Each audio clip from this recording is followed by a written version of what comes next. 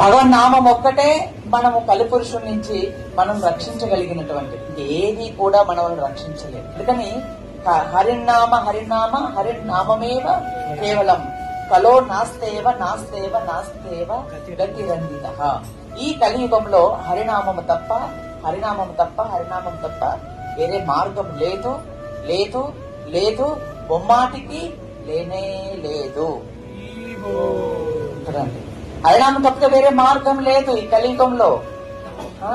అందుకని మనం సమయాన్ని వృధా చేసుకోకుండా భగవంతుని యొక్క సేవలో మన జీవితాన్ని ఏ విధంగా వినియోగించుకోవాలి, ఆయన యొక్క సేవను ఎలా చేసి జన్మను సార్థకం చేసుకోవాలి, ఉన్న సమయాన్ని మనం ఆయన సేవలో ఏదో విధంగా మనం ఆయన సేవకు మనం ఉపయోగపడే విధంగా మన జీవనం అనేది ఉండాలి అనే విధంగా మనం ఆలోచించుకొని మనం పరివర్తన అవ్వడానికి ప్రయత్నం చేయాలి.